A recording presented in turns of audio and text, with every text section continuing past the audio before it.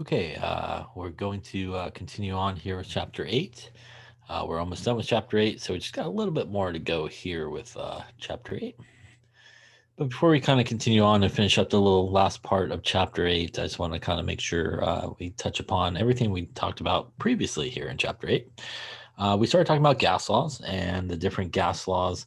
Remember that when we deal with gas laws, there's a couple conversions is really important. 1 atmosphere is equal to 760 torr, and that equals 760 millimeters of mercury. And that means that 760 number, as we talked about, is really like your conversion factor number to go between these basically kind of three units. If you have atmospheres and you want either millimeters of mercury or torr, you're going to multiply by the 760. And that gives you torr or a millimeter of mercury.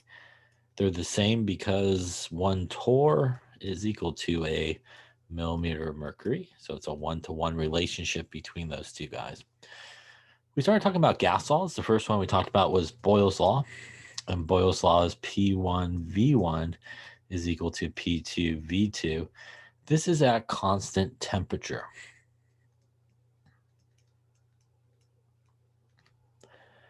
And what we see here is as the pressure goes up, the volume goes down. So sort of an inverse relationship between those two, and vice versa. As the pressure goes down, the volume goes up. Remember, gas molecules are flying around as they collide with the walls of the container. That's what's causing the pressure associated with them. Thus, if we lower the volume or decrease the volume, there's not a lot of room for them to fly around. It's going to cause more collisions, going to cause more pressure. Opposite is true. If we increase the volume, it gives everybody a little bit more room to fly around. It's going to take longer for collisions to occur, and the pressure is going to start to drop. Unit wise, in this sort of before and after equation, pressure could be any unit you like as long as they're the same on both sides. Volume also could be any unit you like as long as they're the same on both sides. We then talked about Charles' law. Charles' law is V1 T1 is equal to V2 T2. And that's volume over temperature. And here we're keeping pressure constant. And the relationship that we see here is as the volume increases, so does the temperature. And as the volume decreases, so does the temperature. The important part of this sort of formula is the temperature part. Temperature in pretty much every single gas law needs to be in Kelvin. So that's a 273 plus your temperature in Celsius. Volume here could be any unit you want, as long as any volume unit, obviously, but as long as they are the same on both sides, then you're good. We also talked about Guy-Lussac's law,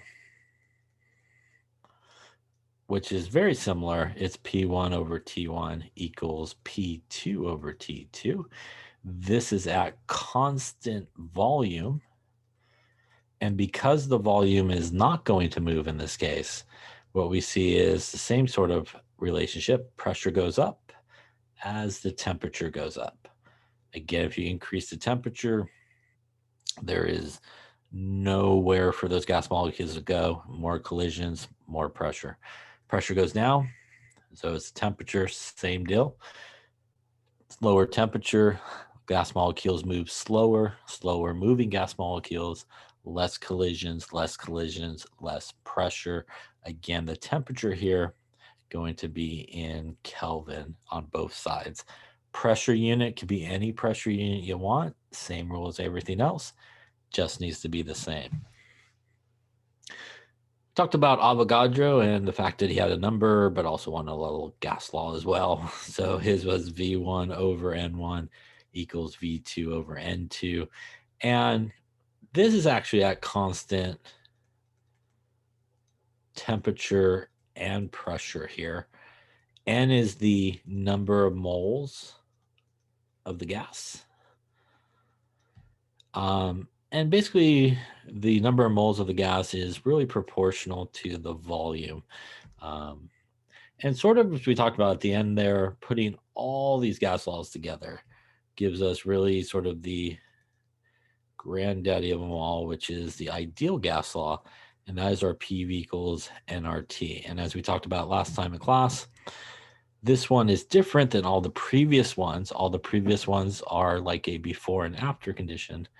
This one is a one and sort of done condition, just one pressure, one temperature, one volume. But unlike the others, this is the most restricted in terms of units. Pressure has to be in atmospheres when you use the ideal gas law. Volume has to be in liters, and it should be moles. T should be temperature, which also should be in Kelvin. I guess that's the better way of doing that since we're talking about units. So it does have to be in Kelvin. And it's really all because of R. R is the gas constant, which is a number you always have, 0.08206 liters times atmosphere, Kelvin per mole. Sometimes people will use a rounded version of this number, which is fine. And again, as we talked about in class, if you ever forget what the other units in the ideal gas law should be, you probably will have this number, and it will tell you pretty much all the units: liters times atmosphere on top, Kelvin times mole on the bottom. We also talked about at the end as well STP. STP stands for standard temperature and pressure. And when it says STP, it is actually giving you a temperature that is 273 Kelvin. It's giving you a pressure that is 1 atmosphere. Now, at STP conditions, and only if you're at STP conditions, 1 mole of any gas will equal 22.414 liters. This is a conversion that you could use. Again, you have to be at STP to use it. And you could use it in place of sometimes the ideal gas law. If you're not at STP conditions, you should not use this conversion here. So only STP conditions. If the temperature is not 273 and the pressure is not 1 atmosphere, you should not be using it. So that's a review of, again, some of the formulas there that obviously we talked about in this chapter. So let's talk about changes in pressure, volume, and temperature here, now that I apparently scribbled on the wrong page here. I'll just get rid of all that.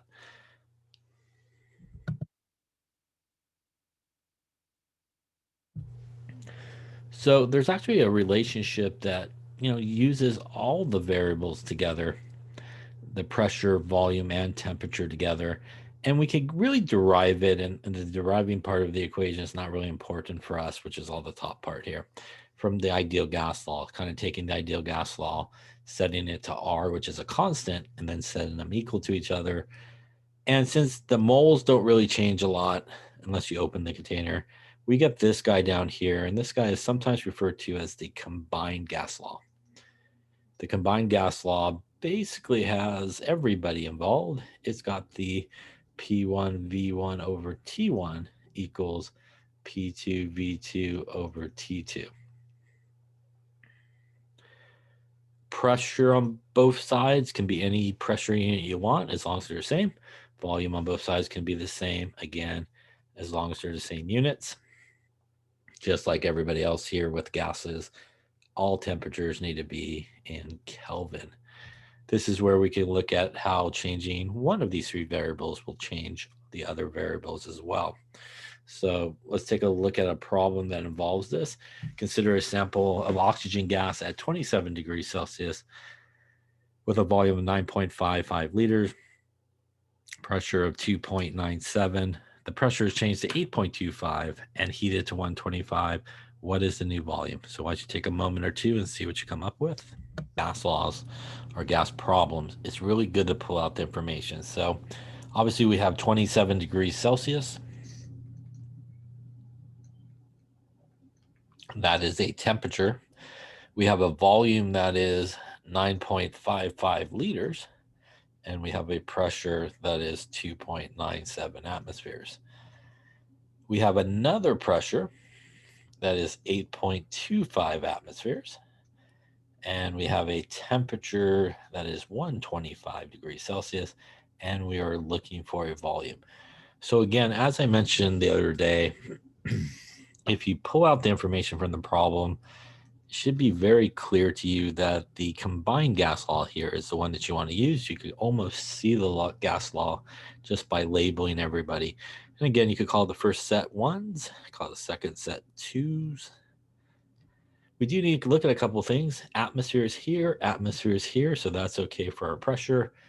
Celsius, not okay for our temperature, so we do need to convert those to Kelvin. So it's going to be a 27 plus a 273. So coming this way here, that will give us 300 Kelvin. Again, adding 273 to that guy, adding 273 to our other temperature there, going to get us 398 Kelvin. Now we got everybody in the right units.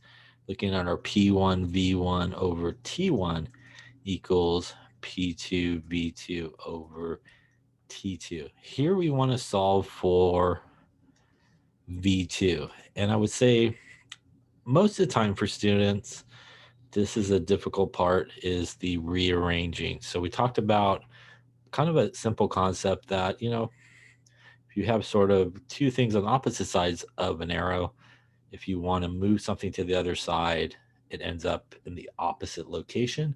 So if it was on the bottom, it would go to the top. If it was on the top, it would go to the bottom. So we could take that approach here to quickly figure out how to rearrange this. I need V2 by itself. T2 is on the bottom, which means it's going to end up on the top when we go across. And P2 is on the top, which means it's going to end up on the bottom. And simply, if I just do that, I will end up with the equation properly rearranged. I would have nothing changed on the left-hand side, so P1 V1 over T1. But now I moved over to the bottom, my P2, and I moved over to the top, my T2. And that will equal my V2. And it's really important to make sure you can rearrange these properly, because it is also a very common thing that people will reverse numbers where they should be on top and they end up on the bottom and vice versa. Now that we actually have everybody in the right spot, we want to make sure we actually do put the numbers in correctly. So that means 398 is going to go up on top. Our P1 is 2.97. Our V1 is 9.55 liters. Our P2, which is 8.25 atmospheres. And our T1, which is 300 Kelvin. Kelvin on top and Kelvin on the bottom cancel. Atmospheres on top, atmospheres on bottom cancel. That gets us 398 times 2.97 times 9.55. Hit equals, divided by 8.25, hit equals, divided by 300. Gets us a volume of 4.56. The only unit left here is liters. And that would be our answer in this particular case. So again, you want to make sure that you pull out the information, you want to label it, and again, that will definitely point you in the right direction in terms of what gas law you should use. So this is the combined gas law that deals with all three variables, pressure, volume, and temperature together. The next thing we're going to talk about is what is referred to as partial pressures, or Dalton's law of partial pressures. And sometimes people think about that and think it's extremely difficult because of the name, law of partial pressures. It sounds super complicated. But is it really going to be complicated? Well, let's talk about really what we are seeing in this particular case. when we have, say, a container here that only contains basically one type of gas molecule, we'll call it gas molecule A. As gas molecule A is flying around, it's basically colliding with the container. The total pressure in that container all revolves around pretty much gas molecule A.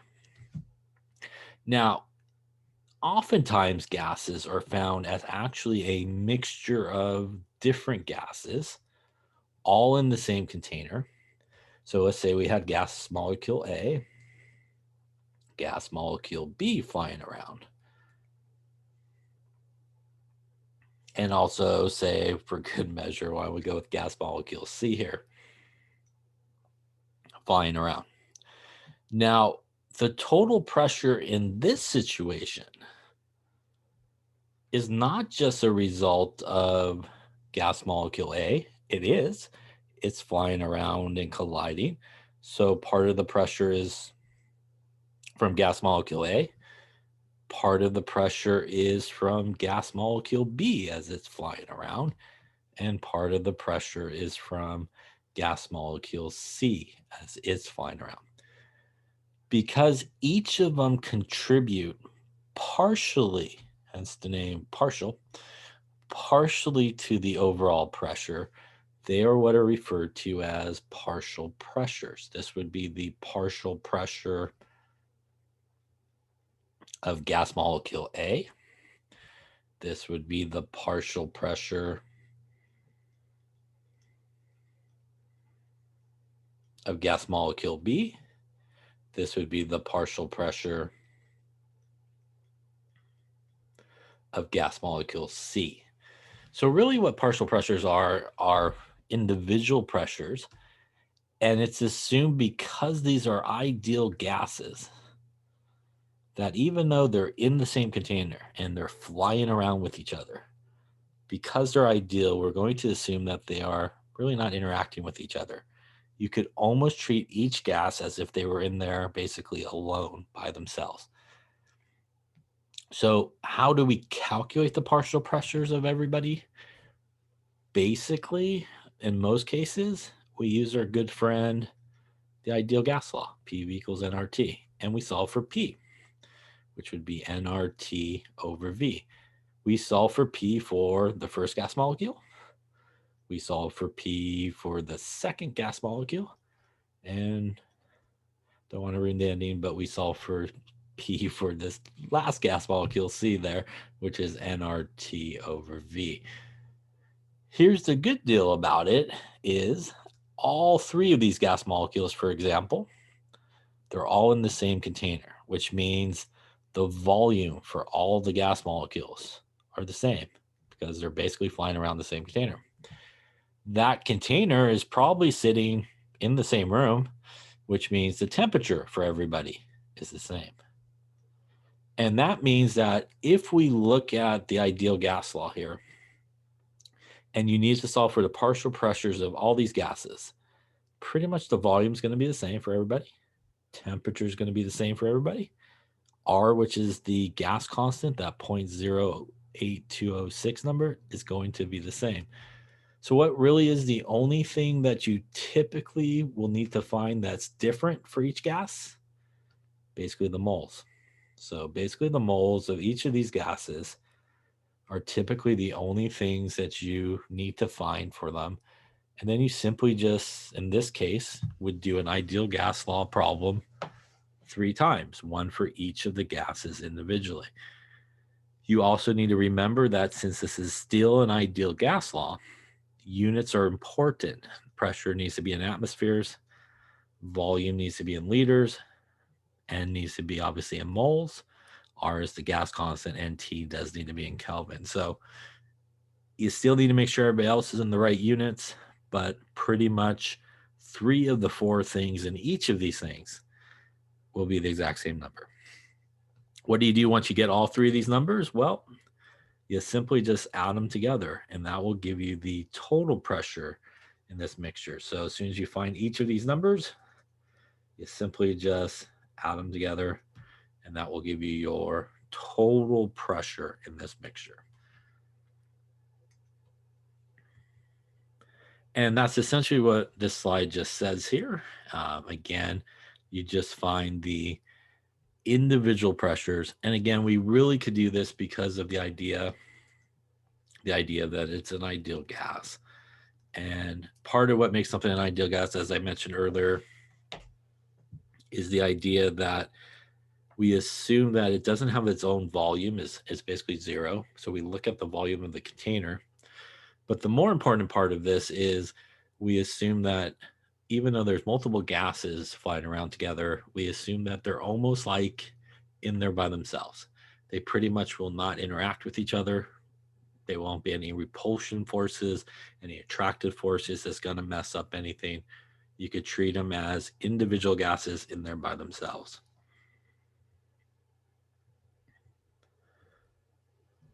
So why don't we try one here? 5 grams of helium is in of neon in a 2.5 liter container at 27 degrees. We want to calculate the partial pressures of each gas, both the helium and neon, and the total pressure. So why don't you take a few minutes and try it yourself. You should end up with 3 answers. One is the partial pressure of helium, one is the partial pressure of neon, and what is the total pressure at the end. Let me give you some numbers to help you, just in case you don't have them near you. Neon is 2018 on the periodic table grams per mole. Helium is 4.003 grams per mole. Take a few minutes yourself here, pause the video, and go ahead and give it a go. Again, 3 answers: partial pressure of helium, partial pressure of neon, and the total pressure from both of them. You've given it a go, and hopefully you got 3 answers. Let's see if your 3 answers match here. So what do we got going on here? Well, basically we got one container, and inside that container we have helium flying around, we have neon flying around, and we want to figure out what is each one contributing to the overall pressure. So this is definitely a mixture of gases. This is a partial pressure.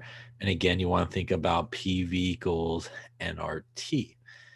Now, let's think about what we have. Well, we have a volume, as we talked about, will be the same for everybody because they're in the same container.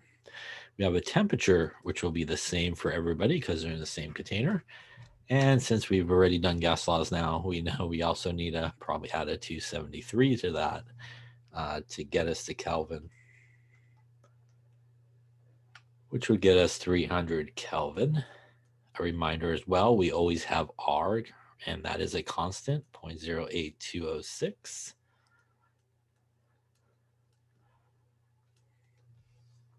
So if we just kind of do a little checking off, we got temperature, we got R, we got volume. We're going to solve for P, which means we are still missing one thing. We are missing the moles. And again, we're going to do 2 separate problems, one for helium and one for neon.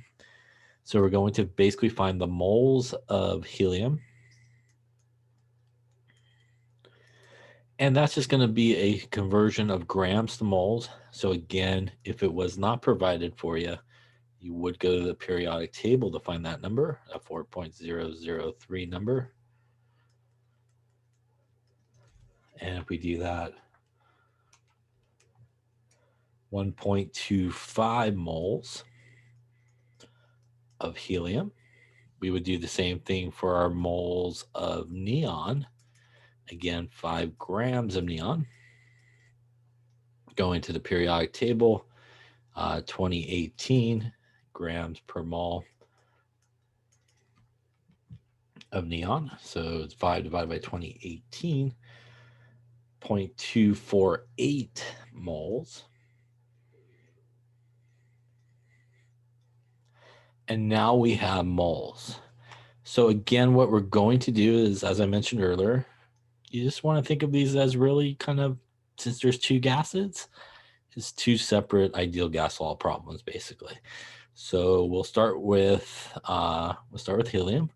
So to solve for helium, we would solve for P from the ideal gas law, which means we need to take V to the other side and divide it.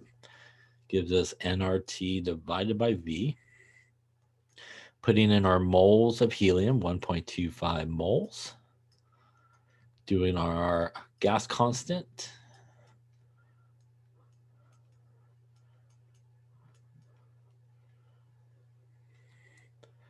Doing our temperature that's been converted to Kelvin, all divided by our volume, which is 2.5 liters. Moles here will cancel. Kelvin will cancel. Liters will cancel. Leaves us atmospheres. And that gives us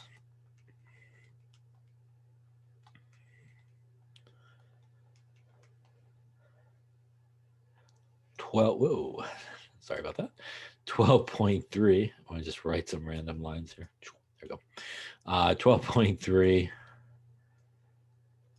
atmospheres. So what does this number represent? Well, this number represents the partial pressure of helium. So this basically is the partial pressure of helium in this mixture. We would do the exact same calculation. We're going to do the exact same calculation now for neon. And as I mentioned earlier, everything else is going to be the same. This is going to be the same. This is going to be the same for neon. This will be the same. The only thing that's different is the moles. So the partial pressure here of neon would equal nRT divided by V.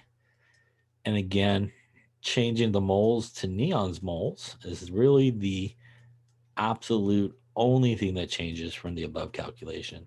And that's sort of the nice thing about these, is it's kind of the same calculation almost. All divided by our 2.50 liters. Again, mole's going to cancel. Kelvin going to cancel. Liter's going to cancel. And that would get us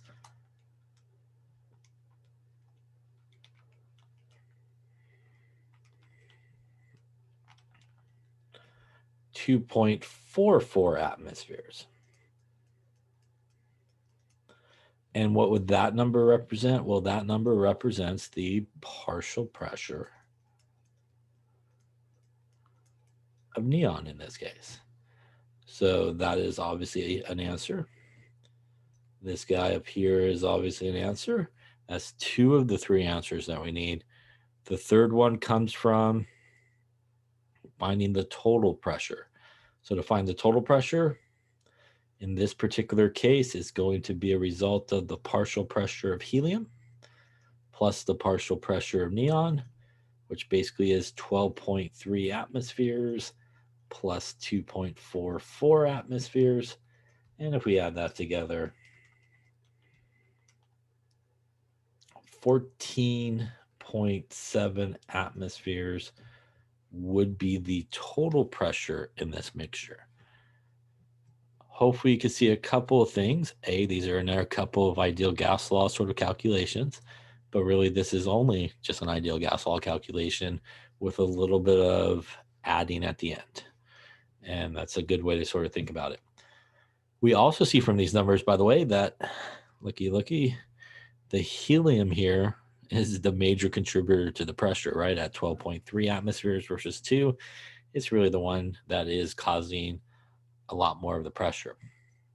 You might wonder why that would be. Why that would be is actually could be found right here in the molar mass. Helium is only about 4.003 grams. Neon is about 20 grams. Neon's is 5 times heavier, if you will. And what that means is between the two, helium is lighter, which means it's going to be flying around a lot faster than neon is. And because it's flying around a lot faster, it's going to cause a lot more collisions. A lot more collisions is why we see in this mixture, helium is actually the one that's the major contributor, because the smaller the molar mass or the lighter the gas molecule is, the higher the velocity it will have. It will basically travel around a lot faster. And as it's traveling around, it's obviously doing a lot of collisions, causing a lot of pressures. So that's one common sort of type of partial pressure situation that occurs. Another very common partial pressure situation that occurs happens in the laboratory when we collect gases.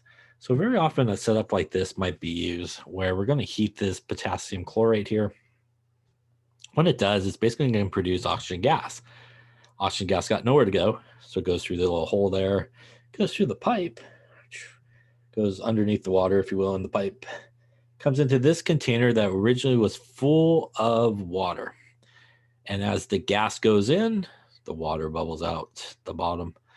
And basically what you end up with is, might be a little hard to see here, but I'll put a box around it. You end up with this empty area, it looks like, if you just looked at it. Is this area really empty? The truth is, no, it's not. That's pretty much where the oxygen gas ends up. But in this particular case, because of the way we did this particular experiment, we have all this water involved. Water, chemical reaction with water creates steam or gas water, right? So it creates what is sometimes referred to as water vapor. So in this particular experiment, really the gas we would be interested in is the oxygen. But the gases we get out is actually a mixture of both oxygen plus water. What does that mean? Well, we have a mixture of gas in this case, which means the total pressure is the partial pressure of oxygen plus the partial pressure of H2O. This is sometimes referred to as the vapor pressure of water. I'm going to try to write that the way I said it, and I definitely did not do that. I'll try that again. Take two. Fast forward this part of the video, then, it looks like I didn't mess it up. All right. So this is what is sometimes referred to as the vapor pressure of water here. And this value, for the most part, can be found in a table based on temperature. So there's this table usually you can find of vapor pressure of water at, different temperatures. This is degrees Celsius. And you can kind of look up that value. So what does this mean? Well, the total pressure is in a book problem usually given to you. In a laboratory, you would find it on the barometer on the wall and take a reading. So we could rearrange this, and because we're typically interested in just the oxygen, it would be the total pressure minus the vapor pressure of water, which you would look up. So this type of partial pressure problem always occurs whenever you do anything involving water when you're collecting a gas. Sometimes it's mentioned something like saturated with water vapor. That's like a keyword in like a word problem. Collected over water, the gas. That's also another keyword that you need to do some type of correction value to get rid of the water vapor. Because again, we're not really interested in the water at all.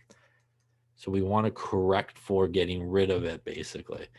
In a more generic term, the total pressure would be equal to the partial pressure of the gas you're interested in plus the partial pressure of water, the vapor pressure of water, is sort of a generic way. Obviously, it might not always be oxygen gas you're collecting, but it may be some other gas.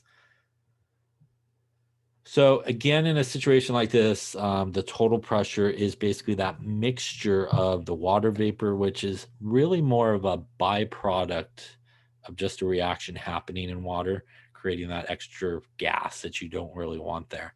So it's kind of like a correction value to get rid of it when you subtract off the water. Sometimes people refer to it as finding the pressure of the dry gas because you kind of subtract it off. So let's take a look at a problem similar to this. A sample of oxygen gas is saturated with water vapor. There's that key word right there, saturated with water vapor at 30 degrees Celsius.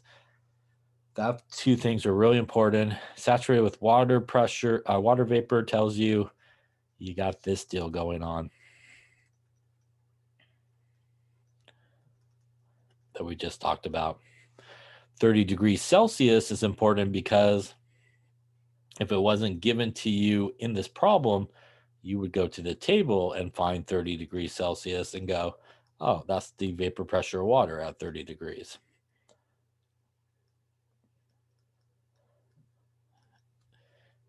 So the total pressure here is 753, which they gave us, so that's good. And the vapor pressure of water at 30 degrees is this number here. So again, this 31.824 would typically be the value you would find on a table if you had to look it up. So we have the vapor pressure of water, we have the total, we want oxygen gas in this case. So we're basically going to be solving for this. So these are nice ones because it kind of just turns into, and again, this will be our oxygen in this particular example, a subtraction problem of taking the total pressure and you're basically subtracting off the water vapor pressure. So in this case, it would be 753 torr minus our 31.824 torr. And here we would end up with 753 minus 31.824, about 700, and we'll call it 21 torr. It actually didn't want it in torr, though. It wanted it in atmosphere. To convert to atmosphere, again, that's where our 760 number comes from. We're going to divide by 760. Gets us a 0.949 atmospheres. So what does this number represent? This number represents, in this particular case, same sort of situation. We had a container. We were collecting this gas coming in, and there was water in this empty spot. We ended up with oxygen gas floating around, but also some water vapor floating around. So by doing this correction, we get rid of the pressure associated with the water vapor. And this gives us what is sometimes again referred to as the pressure of the dry gas, meaning that we subtracted off the water vapor. So this is another partial pressure type problem where basically you just subtract off the vapor pressure of water. And again, this is a situation where we'll say a lot of times those two things, like in this problem, saturated with water vapor, or we'll say something like collected over water. So that's definitely when you know you need to get the vapor pressure of water either from the table or maybe it'll be provided for you. And it's basically just a subtraction problem. Now, to finish up the gas chapter, I just want to talk about what is referred to as kinetic molecular theory of gases. And these are some important points of it. As some of these things we've talked about, gases consist of tiny particles, atoms, or molecules, like neon, argon are atoms, right? Molecules like O2, N2, H2. They're so small compared to the distances between them that the volume of the actual gas molecule itself is basically assumed to be negligible or zero. Number two here, you may ask, what makes something an ideal gas? Number two is one of the reasons we consider things an ideal gas is, you know, if you think about a lot of the problems that we did, when we talk about the volume, we don't really oftentimes talk about the volume of the gas itself, but we talk about it's in a container that has this volume. And we talk more about the volume of the container it's in rather than the actual gas molecule itself. Because in an ideal situation, the container in which it's flying around in is such a great volume compared to its own that it doesn't really matter the size of the actual gas molecules. Gas molecules are constantly motioning around in random motion. They're colliding with the walls of the container. It's those collisions that cause really the pressure we exerted by the gases.